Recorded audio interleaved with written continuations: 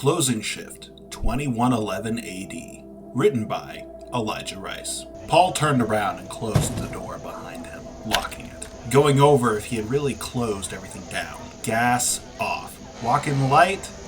He was pretty sure the light was off. Had he remembered to pull the pork out for the morning? Yes. Having to remember everything that happened in your workday before you leave is like working 2 shifts in the same day.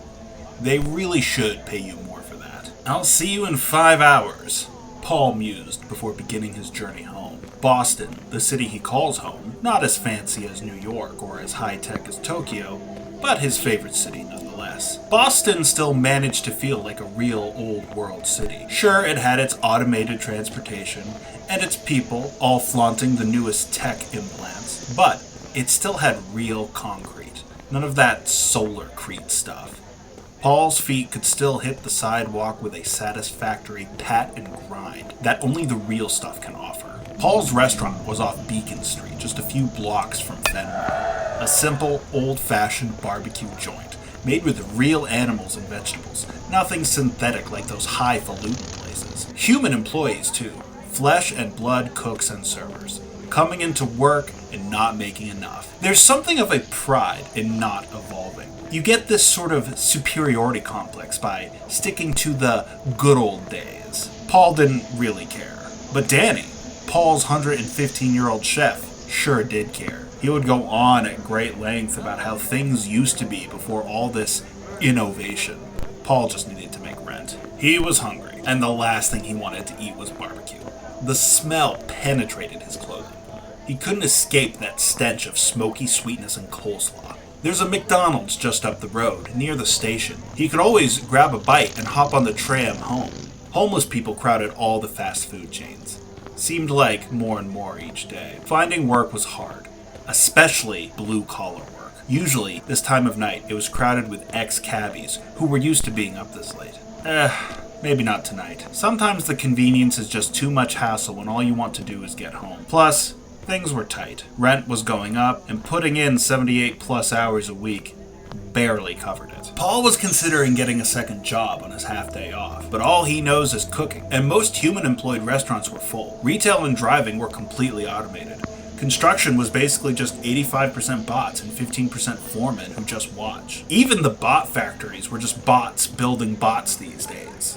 Hell, Paul's own landlord was just a corporate land-holding algorithm. Where are you supposed to find work when all the jobs are filled with bots? You could be rich, or run some company, but you need to go to school to do that, which means you need to pay for it, which means you need a job, which means you're out of luck, since you don't need to pay bots like you do humans. Paul had to stop himself from spiraling down that rabbit hole. He has a job, he has a place to rest his head. Couldn't be said for those cabbies crowding McDonald's, waiting for someone to show an ounce of decency. If there had been decency, they wouldn't have lost their jobs. Or, when the corporations and governments of the world decided to replace the workforce, they could have provided for everyone. Can't let yourself spiral like that. Just a few more shifts to make rent, 3 more days until the half-day, he assured himself. It was getting late.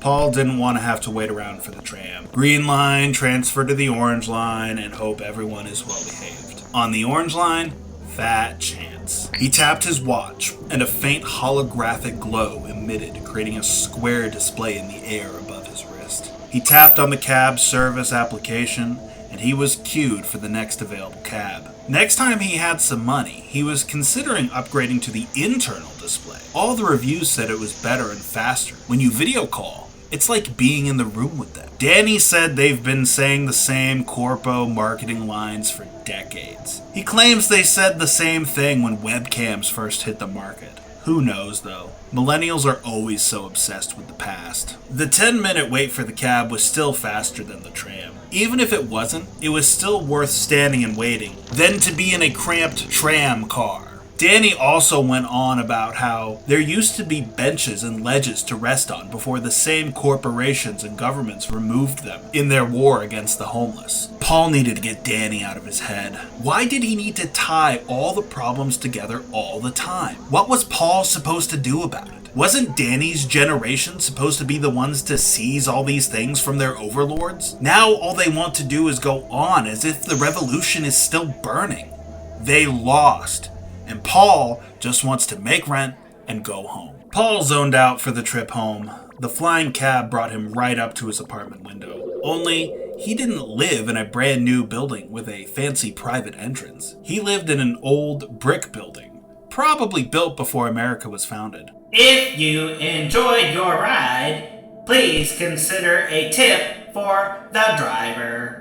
The tinny, vaguely human voice droned from the car speaker. What does a bot need with a tip? Paul snidely pondered. Whatever. He climbed out of the cab, onto the fire escape, through the window, and into bed, settling in for 3 hours of sleep, ready to repeat the whole process again tomorrow.